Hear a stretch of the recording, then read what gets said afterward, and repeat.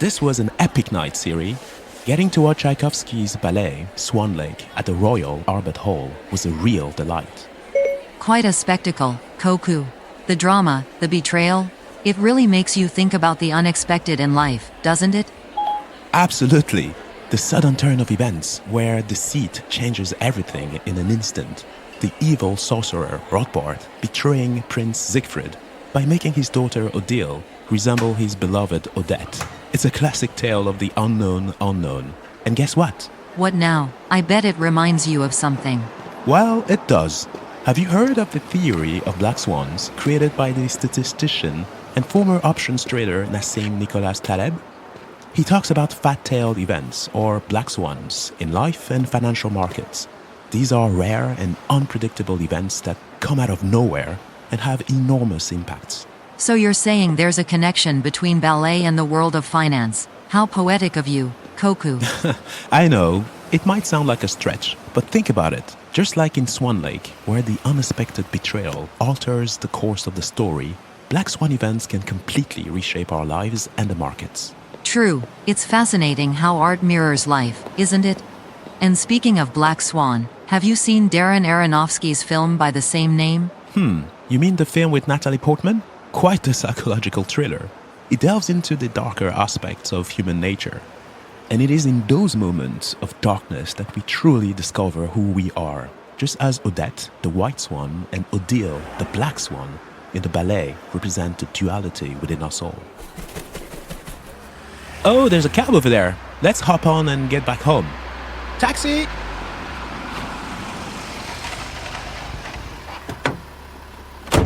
What was I talking about? Oh, yes, Taleb's Black Swan theory. I believe that just as the prince in Swan Lake was unprepared for the betrayal, our society has been largely unprepared for the severity and frequency of climate events. Floods, heat waves, forest fires, you name it. These are our environmental black swans, or perhaps more aptly named green swans. I like it. So what are we investigating? Swans? Or why green is the new black? Both. Deep dive with me into the art and science of the unexpected in life, markets, and our climate, and see what lessons they hold for us as we face the challenges of not just rising temperatures, but more importantly, rising climate volatility.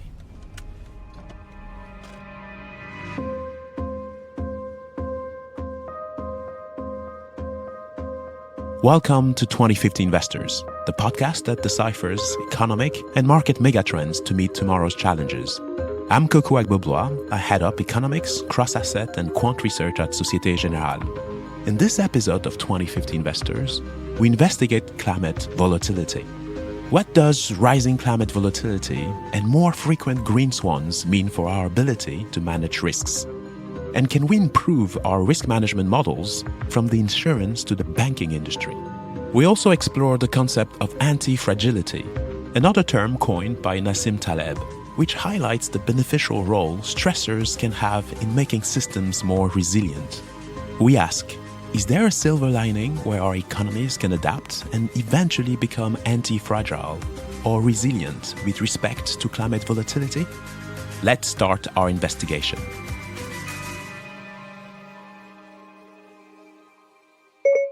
I like your introduction, Kokou.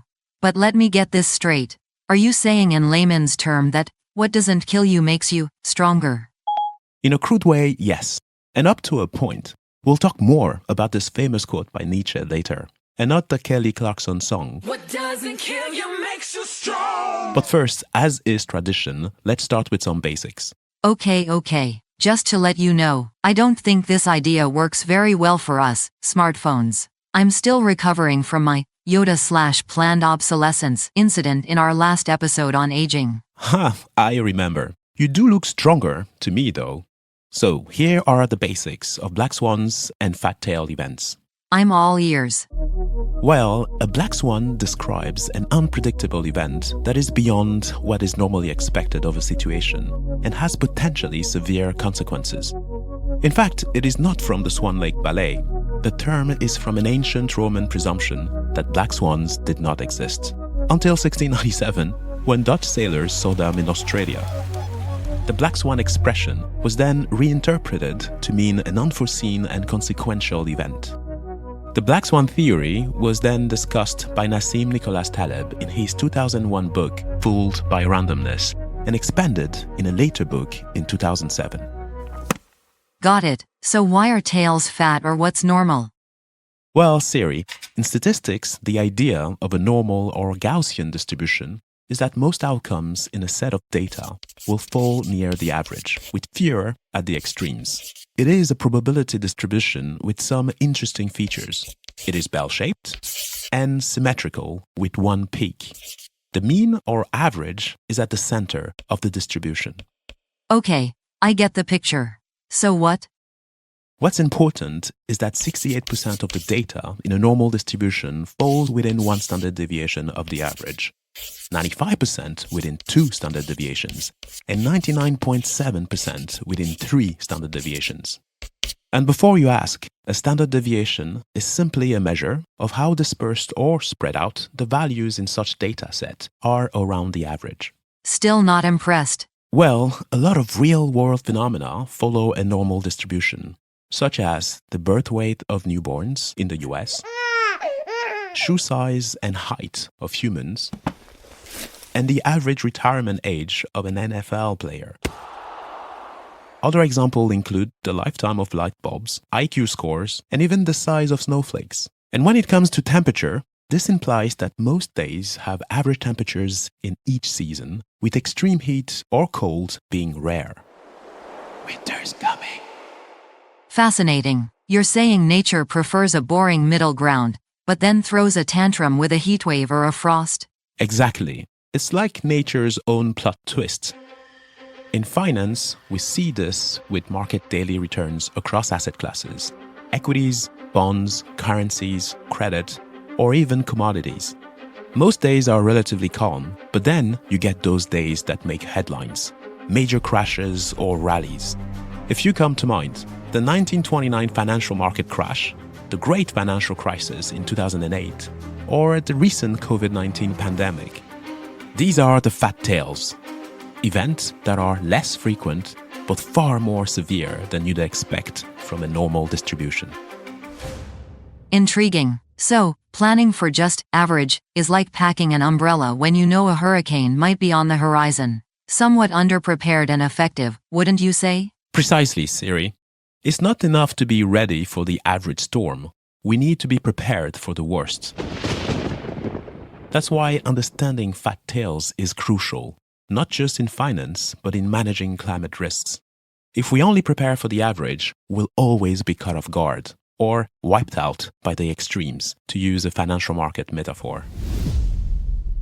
So, hope for 1.5 degree but prepare for 2.4 degree global warming scenario? Well, aiming for net zero by 2050 should still be the objective by all means necessary, as the climate will be very difficult to adapt to at 2.4 degrees.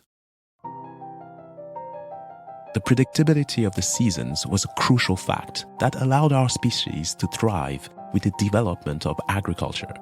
Now that climate change is making our weather more unstable, with more frequent climate events outside the historical norms, the results are bigger physical and economic damages. An interesting article from Britannica.com entitled "How Agriculture and Domestication Began" makes the following observation. The first agriculture appears to have developed at the closing of the last Pleistocene glacial period, or Ice Age, about 11,700 years ago. At that time, temperatures warmed, glaciers melted, sea levels rose, and ecosystems throughout the world reorganized. Authors John Feynman and Alexander Rosemakin, in their book Climate Change and Agriculture, go even further. We suggest that a major factor influencing the development of agriculture societies was climate stability. From the experience of several independent cultures, we estimate that the development of agriculture needed about 2,000 years of climate, free from significant climate variations on timescales of a few centuries. This makes sense. So, we've gone from Ice Age to Nice Age, and now to Dicey Age, have we? I like the alliteration, Siri. Several studies by the Intergovernmental Panel on Climate Change, IPCC, have concluded that the variability in seasonal temperatures is no longer just a fluctuation or fat tails, but a trend, which significantly impacts agriculture and biodiversity. This reminds me of the disaster film The Day After Tomorrow, about the catastrophic climate events triggered by global warming, including superstorms and a sudden ice age. Well, I guess we are going in the opposite direction. The hothouse climate scenario if nothing is done about it. To quote Vladimir Lenin, there are decades where nothing happens. There are weeks where decades happen. I love this quote. This brings us to a critical concept from finance, having a short position on volatility. A short is when someone sells borrowed shares, hoping to repurchase them or cover them later at a lower price.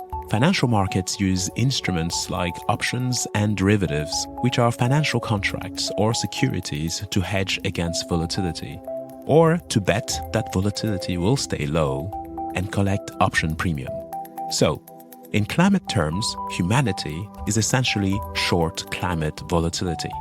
It means we've bet against significant deviations from the norm, assuming stability. The entire foundation of our economies, our infrastructure, agriculture, energy systems, supply chains depend on the climate being stable most of the time. This bet looks increasingly precarious. I concur. I was able to experience these positions firsthand as an equity derivatives trader over 15 years ago. These erratic patterns are more than mere inconveniences. They threaten entire economies. Agriculture, heavily dependent on predictable weather, is the first to suffer. When crops fail, it doesn't just hurt the farmer, it ripples across the food supply chain, affecting global food prices and the economy and social stability. Take the price of cocoa beans, for example. An article on CNBC.com talks about them hitting $10,000 per metric ton for the first time ever.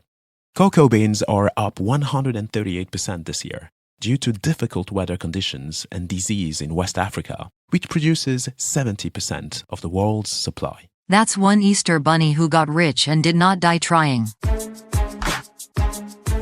Funny. The war in Ukraine caused energy supply shocks and massive energy inflation too. Exactly. It's not just food. Flooding and severe storms disrupt transportation and logistics.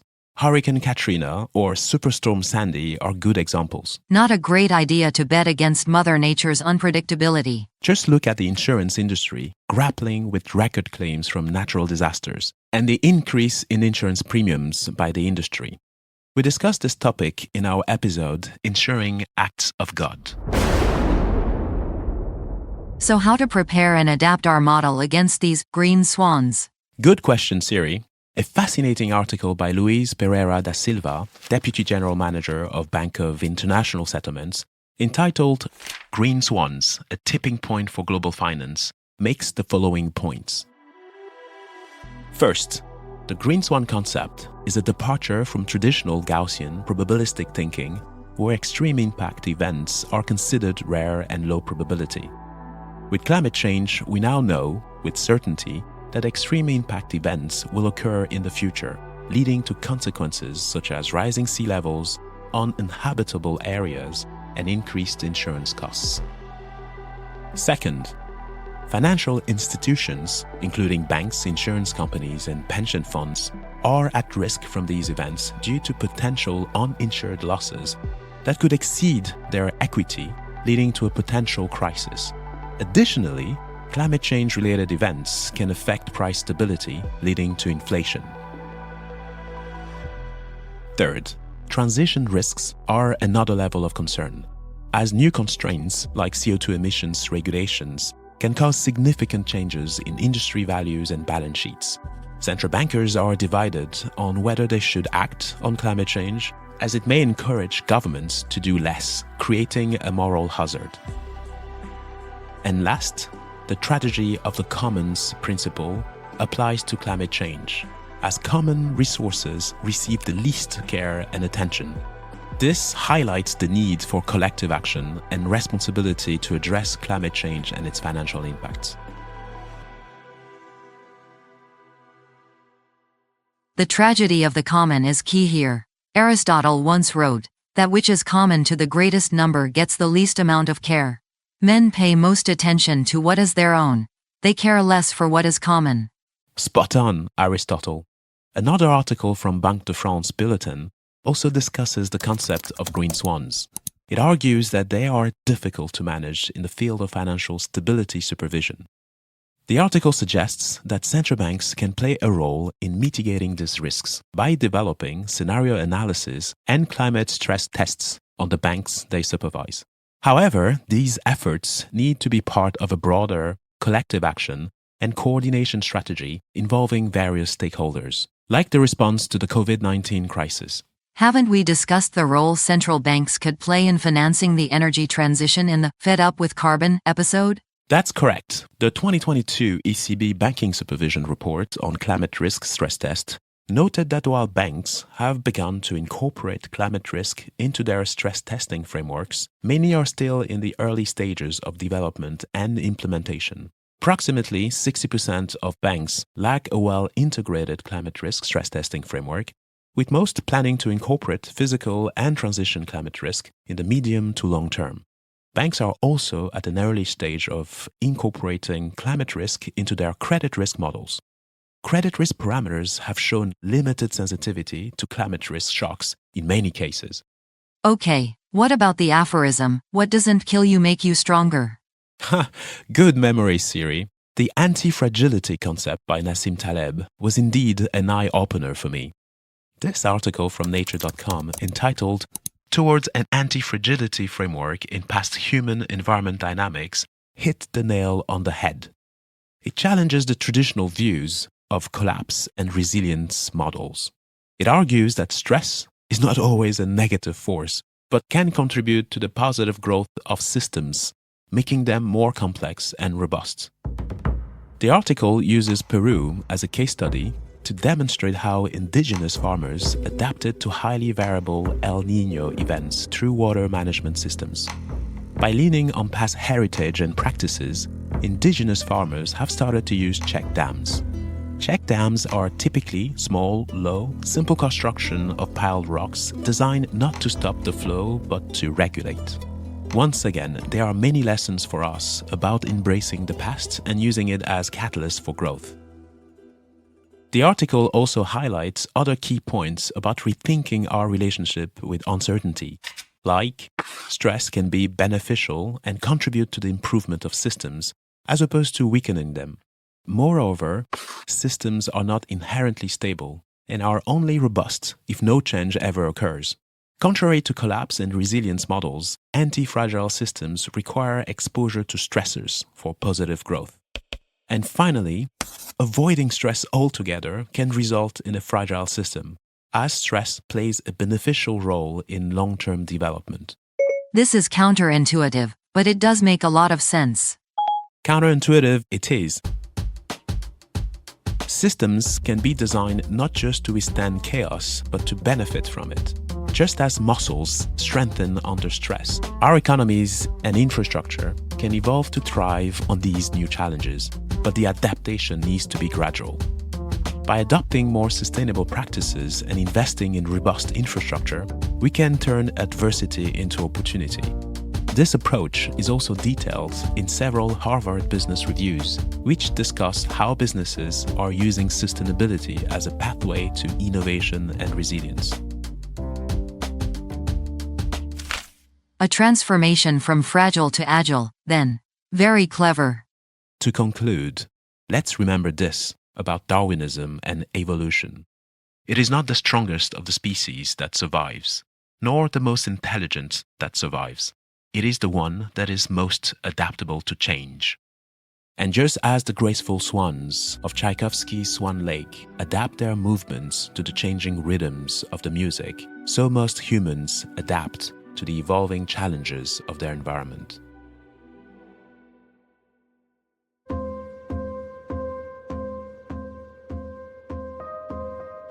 Thank you for listening to this episode of 2050 Investors. I hope this episode has helped you get a better sense of climate volatility and its impact on society, the planet, and you.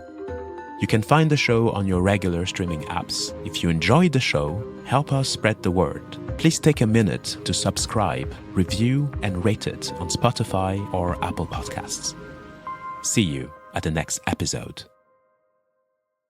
While the following podcast discusses the financial markets, it does not recommend any particular investment decision. If you are unsure of the merits of any investment decision, please seek professional advice.